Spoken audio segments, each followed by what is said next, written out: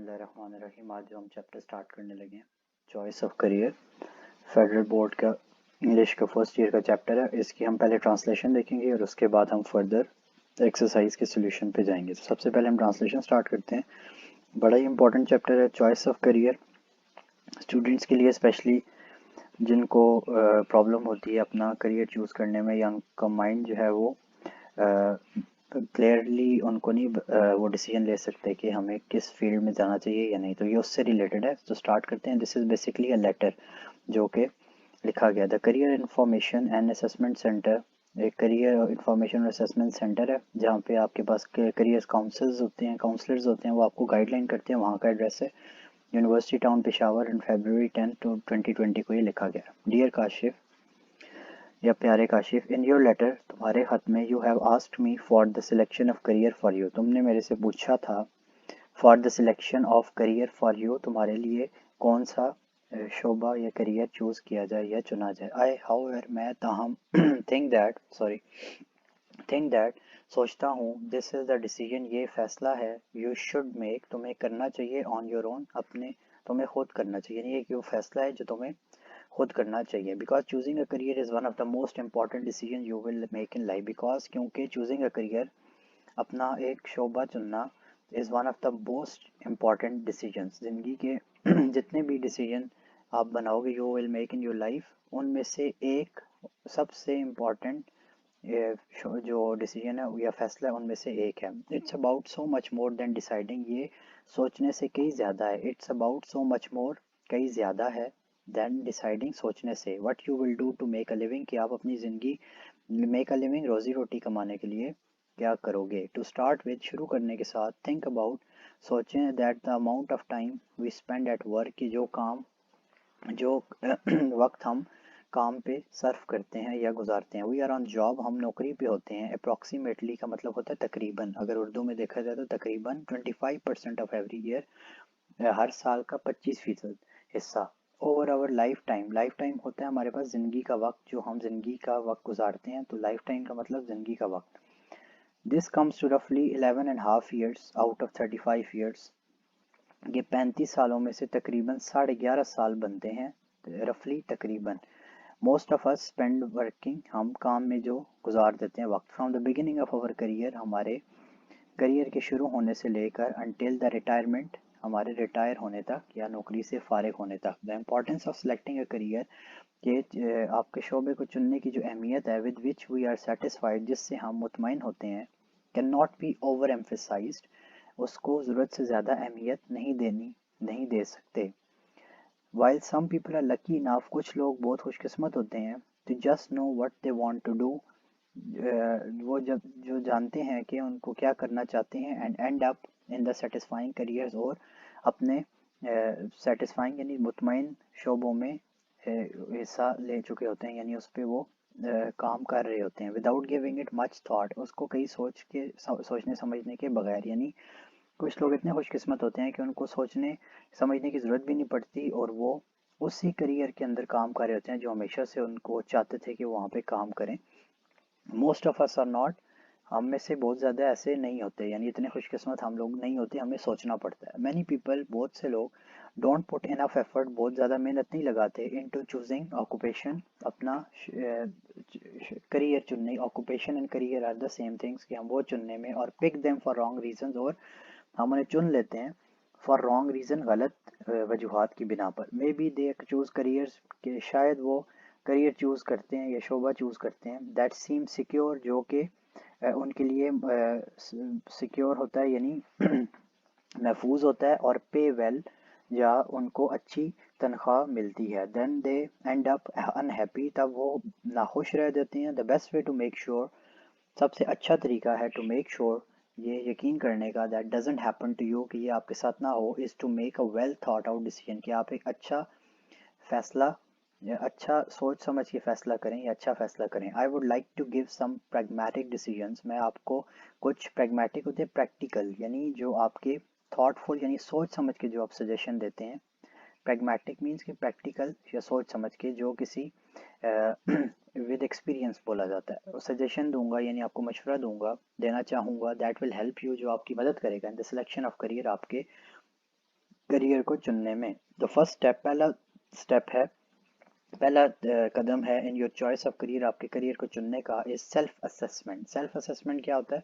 Self exam, यानी अपना इम्तिहान खुद लेना। कि आप सबसे पहले काम क्या करें कि आप अपना इम्तिहान खुद लें। एंड रेट्रोस्पेक्शन, रेट्रोस्पेक्शन दो वर्ड से मिलके बना है। Retro means past and spection is form from inspection से निकला है। कि आप अपने पास्ट को इंस्पेक्ट करें, उस पर नज़रसानी करें कि आपके पास्ट में आप क्या करते थे और क्या करना आपको पसंद था। रेट्रोस्पेक्शन उसको बोल दिया कि आप सबसे पहले क्या करें कि अपना खुद का इम्तिहान लें और पास्ट में जाके देखिए, अपने माजी में जाके देखें कि क्या आपको करना पसंद था। What do I know about myself, मैं अपने बारे में क्या जानता हूँ। Determining what your skills are, ये जब आप मालूम कर लें कि आपके स्किल्स यानी आपकी महारत क्या है।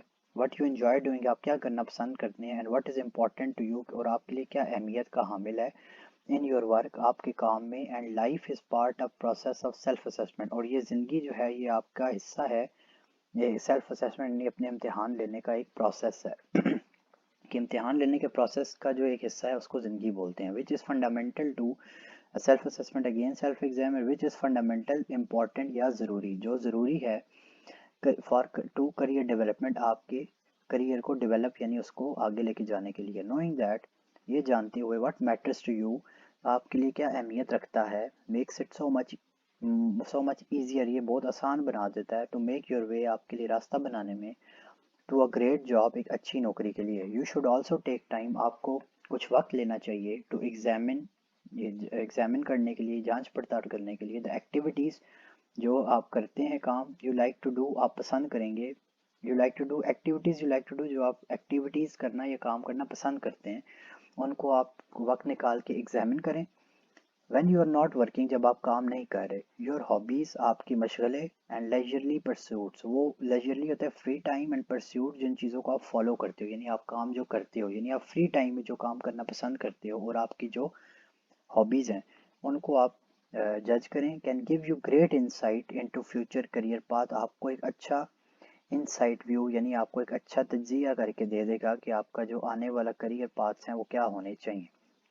इट शुड हाउएवर, ये ताहम भी केप्ट इन माइंड, के जहन में रखना चाहिए, that nothing is constant except change, के कुछ भी कांस्टेंट या रुका हुआ नहीं है चेंज के अलावा। सिर्फ चेंज ही है जो आपका लाइक्स और डिसलाइक को चेंज करता रहता है। एवरीबॉडी चेंजेस, हर कोई बदलता है। As do our likes and dislike, जैसे हमारी पसंद और नापसंद जो है वो बदल जाती है। Something we love doing 2 years ago, कुछ चीज़ें जो हम 2 साल पहले करना पसंद करते थे, मे नाउ गिव अस डिसप्लेयर, अब हमें वो खुशी नहीं देती। ऑलवेज टेक टाइम, हमेशा वक्त निकालें। To reflect on the things, उन चीज़ों को पे नज़रसानी करें इन योर लाइफ, अपनी ज़िंदगी में, that you feel most strongly about, जो आप अपनी ज़िंदगी में बहुत अच्छे से यानी आपकी फीलिंग उसके लिए बहुत स्ट्रांग है, यानी आप उसके लिए बहुत गहराई से महसूस करते हो। Make a list of your likes and dislikes, आप एक लिस्ट बनाएं, फहरिस्त बनाएं अपने पसंद और नापसंदीदा चीज़ों के बारे में। नीड्स एंड वांट्स, अपनी ज़रूरियात के बारे में और अपनी चाहतों के बारे में।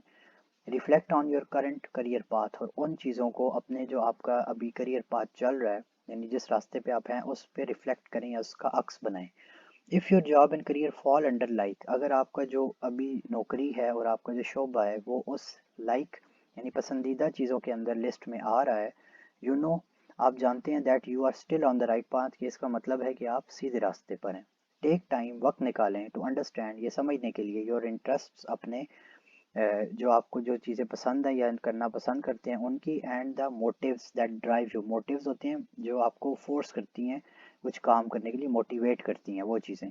That drive your sense of success, जो आपकी कामयाबी की सेंस को, उसको जो है वो उजागर करती हैं। एंड हैप्पीनेस, और आपकी खुशी को। आफ्टर यू हैव आइडेंटिफाइड, जब आप आइडेंटिफाई कर लें कि आप मालूम कर लें योर इंटरेस्ट, आपके किन चीज़ों में इंटरेस्ट है। सर्च फॉर ऑक्यूपेशंस, आप अपने शोबों से के मतलब सर्च करें, जांच पड़ताल करें। फॉर एग्जांपल, मिसाल के तौर पे, इफ़ यू लाइक चिल्ड्रन और रीडिंग, अगर आपको बच्चे अच्छे लगते हैं और रीडिंग या आपको पढ़ना पसंद है। Explore a career in early education, और आप उस करियर में अर्ली एजुकेशन यानी आप जो स्टार्ट की तालीम है, आपकी शुरू की तालीम है जिसमें आपके पास मैट्रिक आ गया, एफएससी आ गया, उस तालीम में आप उस करियर को एक्सप्लोर करें यानी उसके बारे में जांच पड़ताल करें। और लाइब्रेरी साइंसेज या लाइब्रेरी साइंसेज के ज़रिए उसकी जांच पड़ताल करें।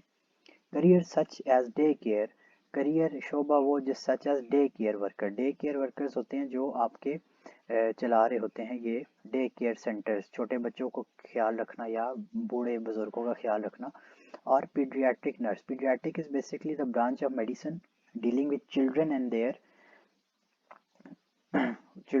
देयर डिजीजेस, कि जो पीडियाट्रिक नर्स कौन सी होती है, जो बच्चों की डिजीजेस के बारे में स्टडी होता है। एलिमेंट्री और मॉन्टेसरी टीचर, या आप एलिमेंट्री या मॉन्टेसरी टीचर्स को, जिसमें छोटे बच्चों को पढ़ाया जाता है केजी से पहले, उनके टीचर बनना चाहते हैं। और ऑल्सो ऑप्शंस, ये भी आपके लिए ऑप्शंस हो सकते हैं या चॉइस हो सकती है, that allows you to work with children, जो आपको अलाउ करते हैं बच्चों के साथ काम करने में।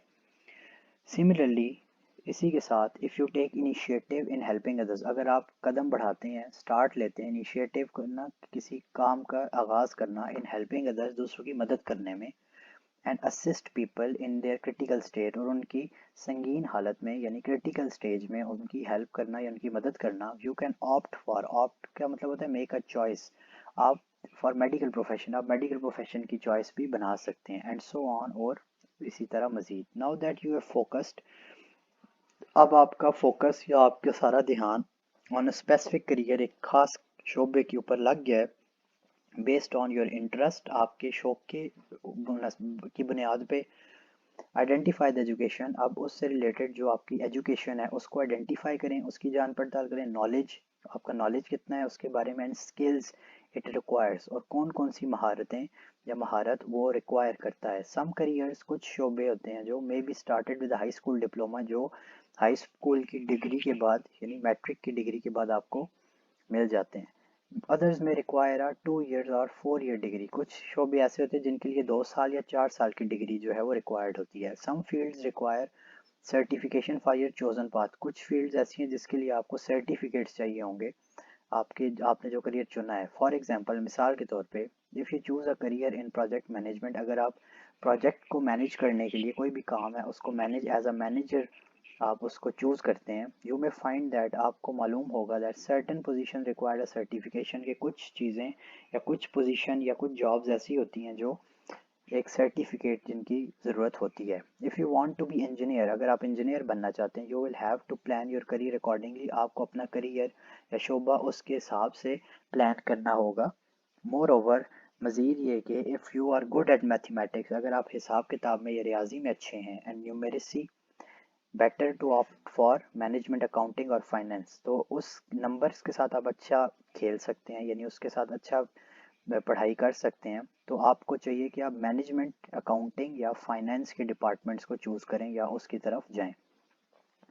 It is worth noting that you should consider factors beyond personal preferences, ये वर्थ नोटिंग है कि ये जानना काफ़ी मानी रखेगा, दैट यू शुड कंसिडर, कि आपको चाहिए कंसिडर करना फैक्टर्स, कौन से मामलात बियॉन्ड पर्सनल प्रेफरेंसेस, जो आपकी पर्सनल चॉइस से मज़ीद आगे हों।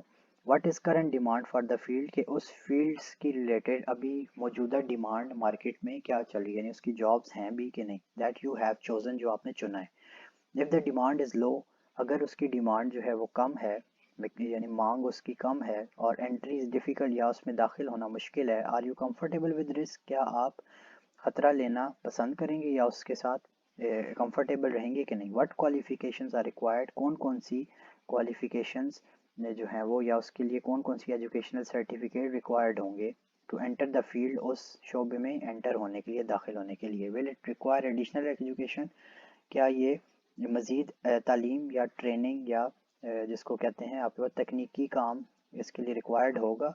How will selecting this option affect you, इस ऑप्शन को या इस को चूज़ करना आपके लिए आप पे कैसे असर अंदाज होगा, एंड अदर्स इन लाइफ, और दूसरों की ज़िंदगी पे कैसे इसका असर होगा। गैदर एडवाइस फ्रॉम फ्रेंड्स, अपनी मशवरा लें दोस्तों से, कुलीग से जो आपके साथ काम करते हैं, एंड फैमिली मेम्बर्स, और उन लोगों से जो आपके ख़ानदान में, और आल्सो इंटरेक्ट, और उनसे रब्ता रखें with those who are already in this field, या जो उस फील्ड्स में जिससे रिलेटेड आप काम करना चाहते हैं उसमें पहले से काम कर रहे हैं। कंसिडर पोटेंशियल आउटकम्स, उससे रिलेटेड जो आपके नताइज आएंगे वो उनको भी कंसिडर करें, अपने जहन में रखें। एंड बैरियर्स और रुकावटें जो आपकी फाइनल ऑप्शन या जो आपने आखिरी अपना शोबा चूज़ किया है उससे रिलेटेड जो जो भी रुकावटें और जो नताए जाएंगे उसको भी अपने जहन में रखें। If you are pragmatic and practical in your choice of career, अगर आपने प्रैक्टिकली यानी सारा अमली तौर पे ये सारा जायज़ा ले लिया है और आपके जहन में कोई डाउट नहीं है, प्रैग्मेटिक जिसमें कोई डाउट ना हो चॉइस ऑफ करियर अपने शोबा को चुनने के लिए, then create your career action plan. आप अपने करियर को किस तरह आप उस पाथ पे चल सकते हैं या आपको क्या क्या एक्शन रिक्वायर्ड होगा उसको जो क्रिएट करें, उसको बनाएं, एक प्लान बनाएं उस पर आप जिस तरह काम कर सकते हैं। It's important to be realistic about expectations and timeline, ये ज़रूरी है टू बी रियलिस्टिक कि सच्चा रहा जाए अबाउट एक्सपेक्टेशंस एंड टाइमलाइंस के क्या क्या एक्सपेक्ट किया जा सकता है, क्या क्या उम्मीद लगाई जा सकती है और टाइमलाइन को कितना दुरानिया उसका होगा। डे ड्रीमिंग, दिन को ख्वाब देखना, ओवर एक्सपेक्टेशन, ज़रूरत से ज़्यादा उम्मीद लगाना, एंड सेटिंग अनरियलिस्टिक गोल्स, और ऐसे गोल्स को या ऐसे मकासद को सेट करना अपने लिए जो अनरियलिस्टिक हों या जो सच्चे या सच की बुनियाद पे ना हो, may distract you from your dream job, आपकी जो आप हमेशा से ख्वाब देखते थे एक नौकरी करने का उससे आपको उसके रास्ते से हटा सकती है।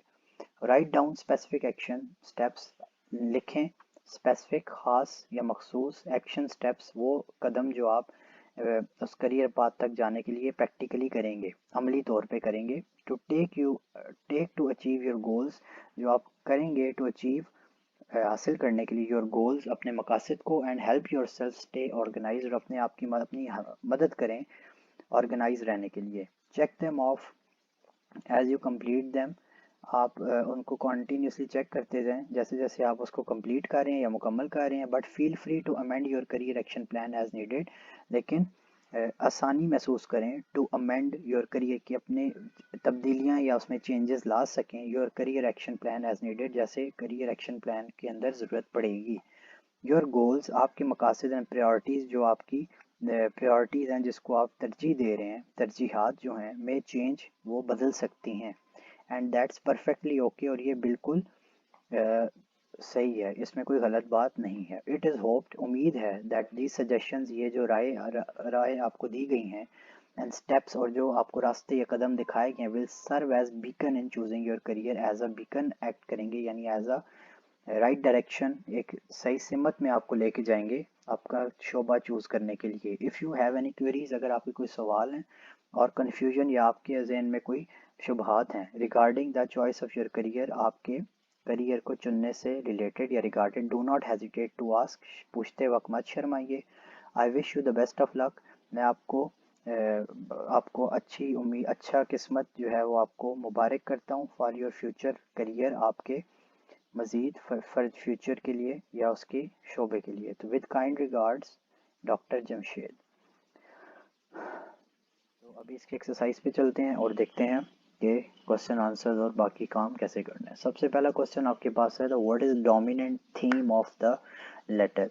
आपके पास जो ये लेटर है, जो चैप्टर है, इसकी डोमिनेंट थीम क्या है। थीम मीन्स के ओवरऑल आपका जो है वो स्ट्रक्चर है लेटर का, वो क्या है और उसमें किस बात पे जोर दिया गया यानी उसको एम्फेसाइज किया गया, उसको डोमिनेंट थीम बोलेंगे। So the dominant theme of this letter is to emphasize on the importance of career choices, कि जो इस पूरे लेटर की जो डोमिनेंट थीम है, डोमिनेंट का मतलब होता है जो सब पे भारी है, यानी जो जिस बात ने सब बातों के ऊपर वजन रखा हुआ है या जोर दिया हुआ है, वो ये है कि आपकी जो करियर चॉइस है, आपने अपनी ज़िंदगी में आगे जो भी बनना है उसको, करियर को या अपने शोबे को चूज़ करना है, उसकी अहमियत क्या है। इट एम्फेसाइजेज, ये जोर देता है ऑन टेक्निक्स, कि किस तरह की टेक्निक को यूज़ किया जाए, स्ट्रैटेजीज़ की क्या हिकमत अमली अपनाई जाए, एंड मेथड्स, और तरीक़ाकार क्या होना चाहिए, दैट हेल्प्स अ पर्सन, जो एक इंसान की मदद करता है to explore the best career options, कि वो अपने लिए सूटेबल करियर ऑप्शन या शोबा चुनने के लिए जिसके पास ऑप्शंस हैं वो उनको कैसे एक्सप्लोर कर सकते, उसको जान सके।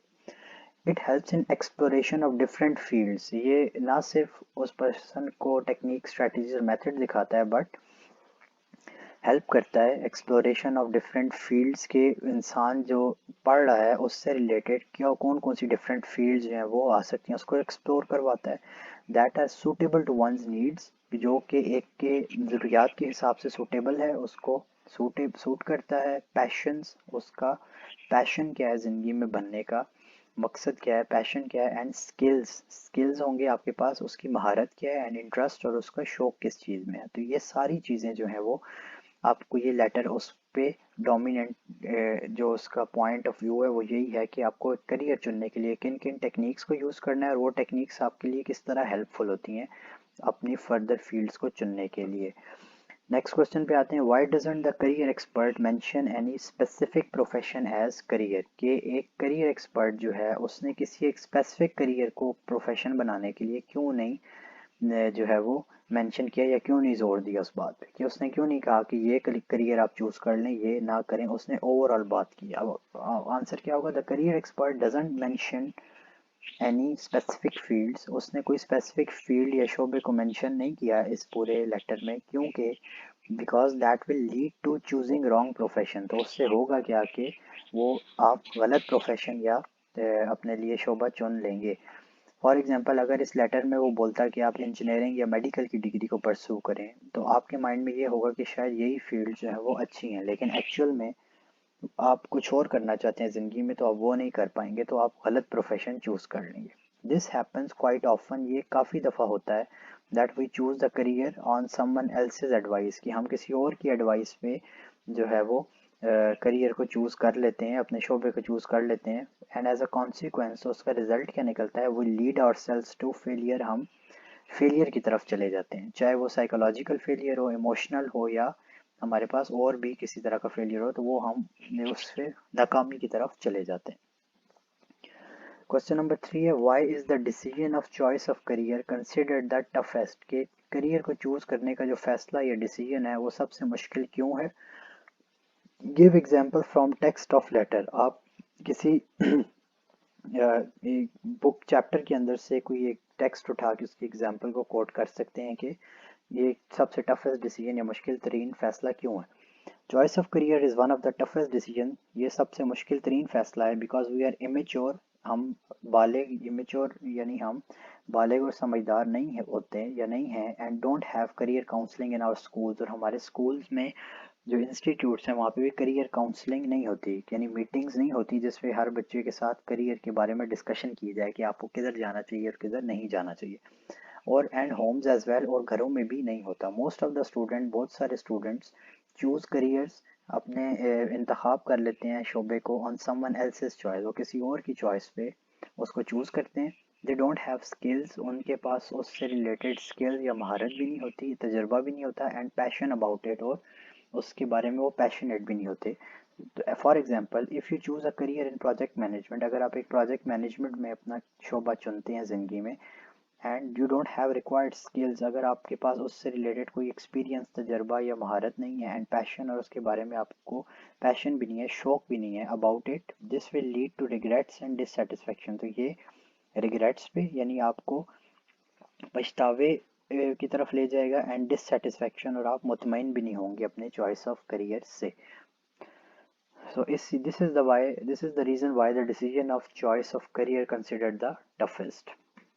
What is the self assessment? How far is it helpful in choice of career? कि अपना इम्तिहान खुद लेना या सेल्फ असेसमेंट क्या होती है, और ये करियर में कितना मददगार साबित होता है, किस एक्सटेंड तक या किस टाइम तक मददगार साबित होता है। सेल्फ असेसमेंट का मतलब क्या है, it means self examination of one self, अपना इम्तिहान खुद लेना।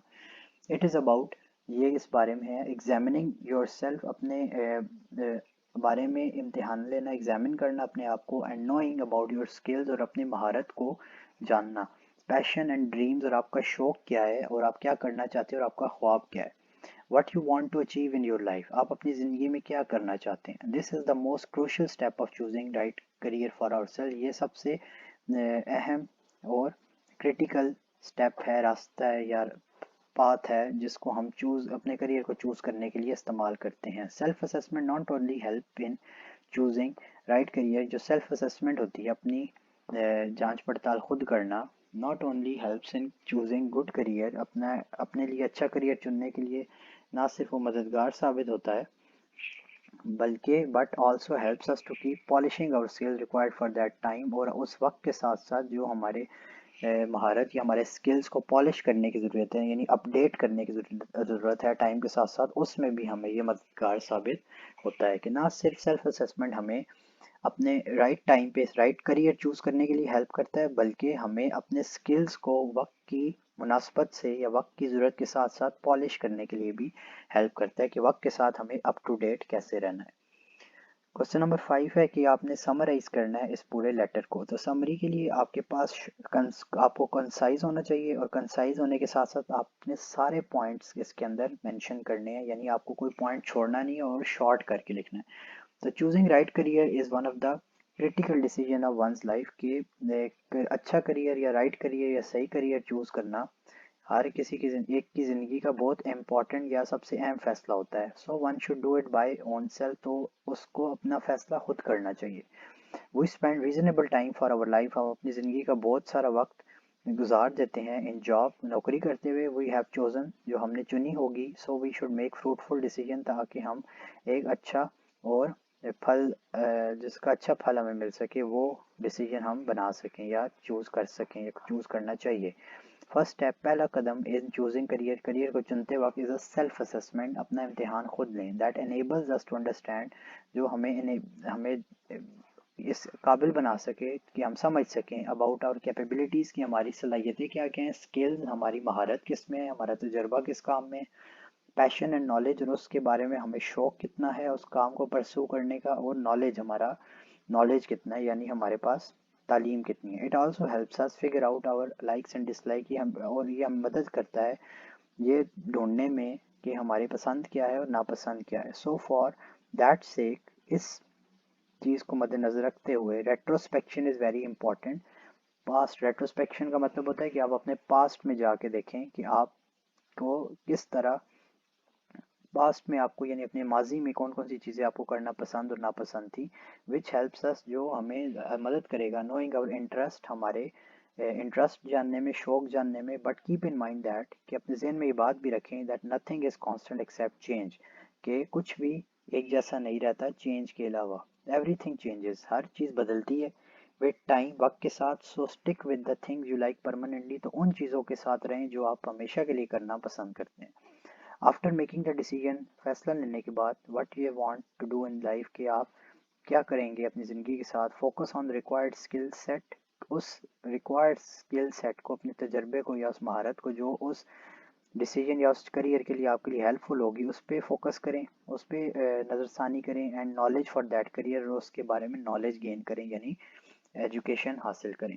And also consider the degrees and diplomas required for that path, अगर उस करियर के लिए आपको कोई डिग्रीज चाहिए या डिप्लोमाज चाहिए, तो उसको भी परस्यू करें। And make action plans if you have to, and start pursuing them, और एक्शन प्लान बनाएं अगर आपको ज़रूरत है कि कौन सा काम मैंने किस वक्त पे करना है, कैसे करना है और किस तरह होगा। ये सारे एक्शन प्लान्स हैं जो आपको करने पड़ेंगे ताकि आप उनको परस्यू कर सकें।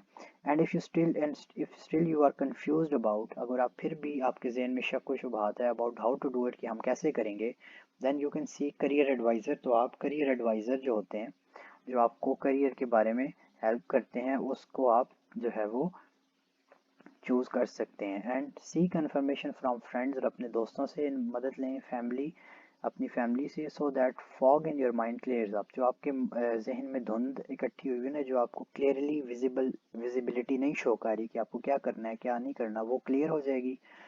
Making the way visible for you, आपके लिए रास्ता आसान हो जाएगा। These steps will definitely help you, ये जो कुछ स्टेप्स हैं ये आपको बेशक मदद करेंगे फॉर योर करियर चॉइस, आपके करियर को चुनने में। तो ये आपके पास एक समरी आ गई है। नेक्स्ट चलते हैं, evaluate the steps of career choice, कि उन सारे स्टेप्स को इवेलुएट करें, एंड टेल हाउ इफेक्टिव और otherwise they are for your career choice, और किस तरह ये आपके लिए असरअंदाज हो सकते हैं। सबसे पहला है कि जो मोस्ट इंपॉर्टेंट स्टेप होता है, आइडेंटिफाई करियर ऑप्शंस, कि आपके पास जो आप पढ़ रहे हैं उससे रिलेटेड आपके पास कौन कौन सी चॉइस है करियर को चुनने की, बाय सेल्फ असेसमेंट। और ये कैसे होगा, सेल्फ असेसमेंट से, कि आप अपना मुआवजा खुद करें। फिर प्रायोरिटाइज करें, प्रायोरिटाइज का मतलब होता है कि कौन से करियर को आप तरजीह देंगे, कौन से को नहीं देंगे, तो प्रायोरिटाइज करें, तरजीह देने वाले शोबे को पहले रखें। फिर don't over emphasise your choice, आप आपके पास जो चॉइस होगी उसको ज़रूरत से ज़्यादा अहमियत ना दें। आपके पास इलास्टिसिटी होनी चाहिए, यानी आप में लचक हो कि आप अपना पाथ को अगर थोड़ा सा चेंज भी करना चाहें तो वो करने में आपको कोई प्रॉब्लम ना हो, तो ज़रूरत से ज़्यादा अहमियत भी नहीं दें।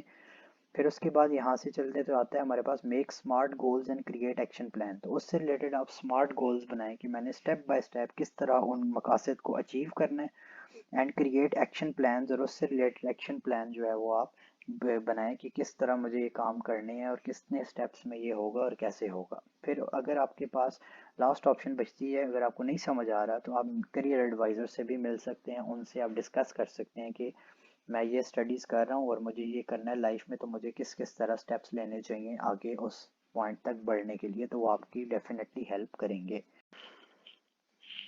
अच्छा, हमारे पास एक लेटर राइटिंग का क्वेश्चन है राइटिंग सजेशंस के अंदर। तो वो हम पहले देख लेते हैं कि एक फॉर्मल लेटर लिखने के लिए आपके पास क्या एक उसका एक फॉर्मेट क्या है। फिर उसके बाद हम इसकी एग्जांपल पे चलेंगे।